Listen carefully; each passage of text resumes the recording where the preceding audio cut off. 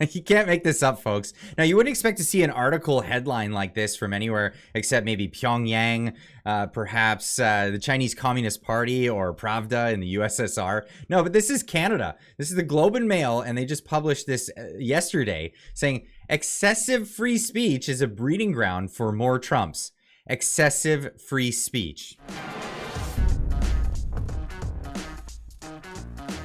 Now, I've got the article here. Excessive free speech is a breeding ground for more Trumps. The article reads just as bad as the headline. I'm not kidding. This is from your neighborhood-friendly journalist in Canada, who's published all kinds of books like Harperland and a bunch of other drivel. That reads just like this. This will be a sample if you want to pick up any of his books.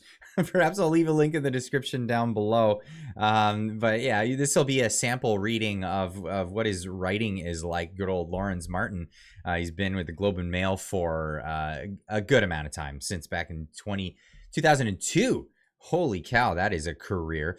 There was a bit of good news about the future of public discourse this week, the article reads. The United States Supreme Court, even though stacked with right-wingers, sounded like it was ready to give the Biden administration the go-ahead to try to persuade social media platforms not to put out content promoting nonsense about presidential election conspiracy theories, about the pandemic, and other sordid pillage and crack pottery. It's interesting because, like, what is crack pottery? Is this crack pottery? How about this Time article, the secret history of the shadow campaign that saved the 2020 election? This is actually a write-up about how a bunch of people colluded to make sure that Donald Trump wouldn't be democratically elected. This was after the fact. Interesting one. Link, as always, in the description down below. You can read that one. Or perhaps this one from the New York Times. What we know and what we don't know about Hunter Biden's laptop. Turned out none of that was true. This is a publication from 2020. These things are all archived. We know about them. We know what's going on. But, you know, he's concerned about people on the internet giving their opinions about things. Let's hear his. The state of Missouri and Louisiana, accused the government of shifting their speech by pressuring platforms to downgrade or drop their posts. But the justices, including conservatives Brett Kavanaugh and Amy Coney Barrett, didn't sound like they were buying it. Good. Hopefully the court's final decision will tell complainants where to get off. It should be a victory for regulation of the internet.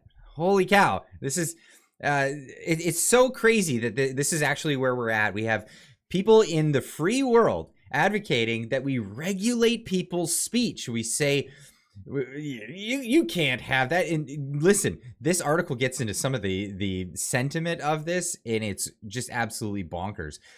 But no one should get too excited. The genie is already out of the bottle, and there is little likelihood of getting it back in. The greater likelihood is that the extremes of free speech will continue to be tolerated, creating a pathway for more Donald Trumps. And it's so crazy because the things that people believe about Donald Trump that are just so out to lunch, including what the media, mainstream media, has been saying about him recently. You may have seen this clip.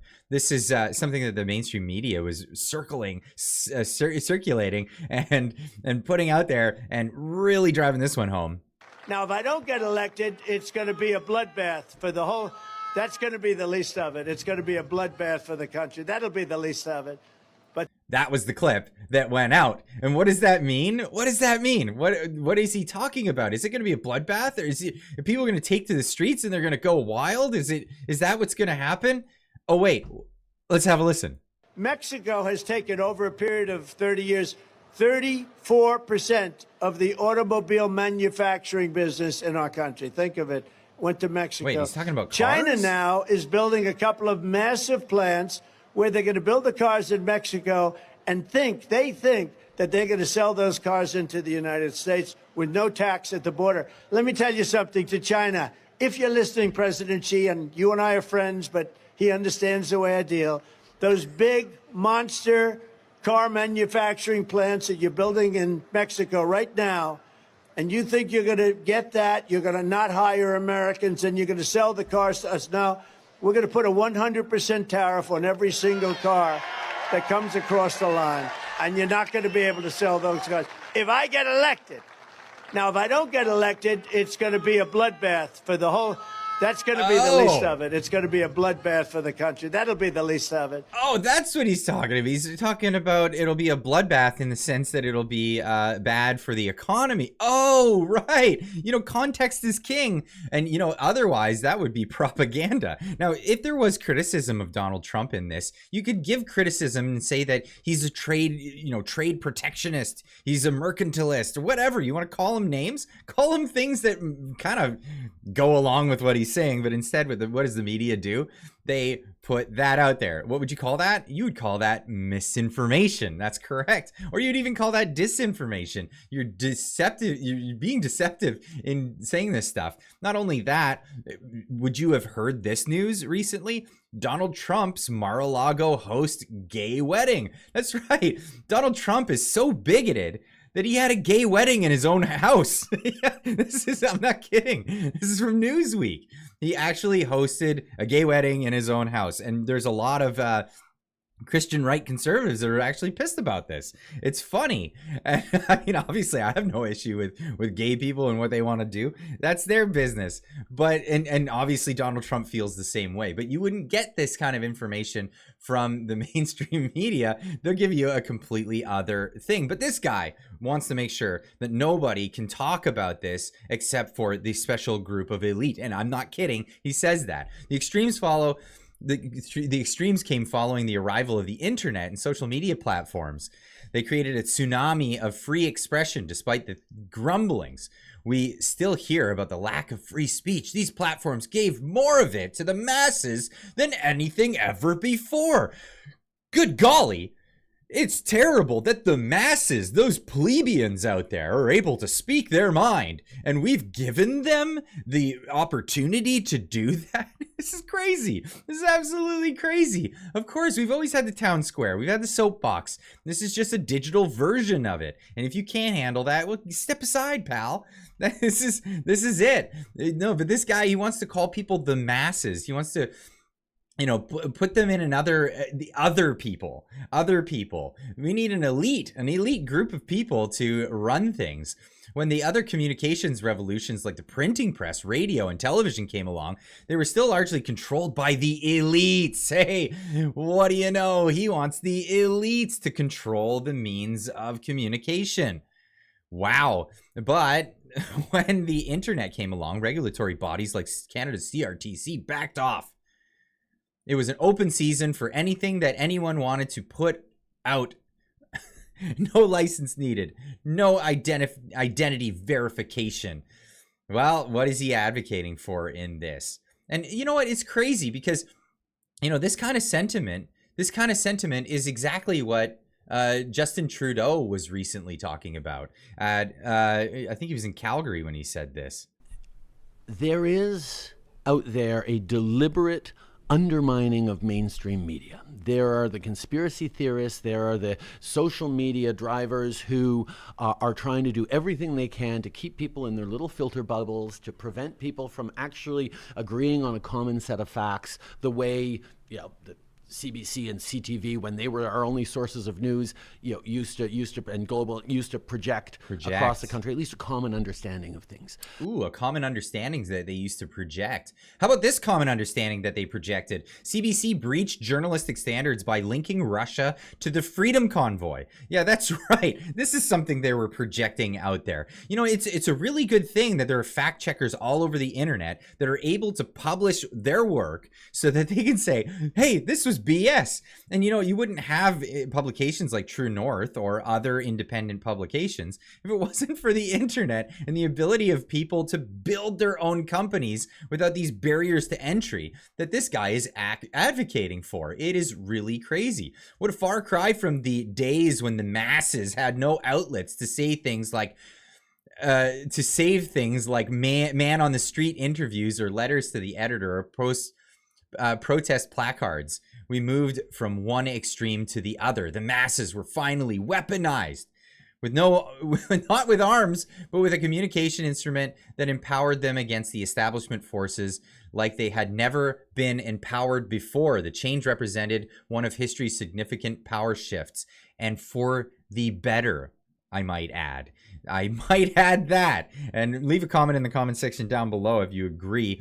Please let me know. What do you think about that? This is crazy. The masses were finally weaponized, with the multitudes given megaphones. What a wonderful democratic advantage that was, but it came with rather massive irony. Free speech became as much a slayer of democracy as an enabler, just like written in this article here. We saved democracy by thwarting it. It's just, oh, it's unbelievable the level that that is reached in publications like this. Now, this guy goes on to say, the way to reverse this trend is with rigid regulation on free speech. He is an advocate for rigid regulation on free speech. But the free speech lobby in the United States is as fierce as the gun lobby. The historic triumph the internet gave free speech is all but forgotten, but the amnesiacs scream censorship. Joe Biden is out to crush free speech in America, Mr. Trump ludicrously charged recently. Is it ludicrous? Is it really ludicrous? He also tried to create a ministry of truth. Are you an amnesiac on that whole thing? The New York Times analysis this week spelled out how Mr. Biden was intent on regulating the big tech companies, but in the face of the opposition from the free speech lobby, he has pretty much given up. Good. Good, I would say. It's great that he would give up on that. Now, he chimes in on Canada. In Canada, Trudeau's government regulation attempts are being met with intense opposition. Good. Deservedly so in some cases, this writer says, Mr. Martin says. Legislation such as Bill C-63 goes way overboard in calling for life sentences for free speech crimes and needs to be retracted. Do you think we should have no sentences, or should we just limit the sentences, Mr. Martin? We're not sure. You don't really get into the details of that, but yes, it's crazy. And in fact, that piece of legislation goes even as far as giving the power to the government that if they think that somebody might say something on the internet that might be offensive to somebody in the future, that they could put them under house arrest and even put a collar on their ankle, with a tracking device to make sure that they don't step outside of their house. What is that going to do to protect people from saying things on the internet? You're in your house when you're saying things on the internet. It's crazy. House arrest for the possibility of saying things in the future. But the dangers of the deregulated information sphere is nowhere near what it is south of the border, where Mr. Trump and company have turned free speech into a warped speech and could take the country off the rails. Small victories like we saw from the Supreme Court this week are too little too late, not enough to rein in the demons that have been set loose. Well, the demons that have been set loose are in your own head, my friend. This is where we're at. And I would suggest that people like this, people who don't like free speech, who want to put limitations on free speech, there is a home for you. There absolutely is a home for you right in Pyongyang. I think you would do great over there, where the government tells you what you can say, what you cannot say. This is the way it's been for some time, maybe since the 1950s. That's right.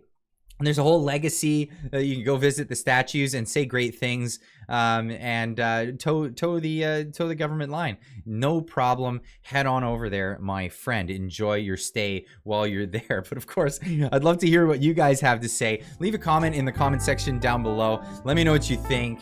And as always, keep on trucking.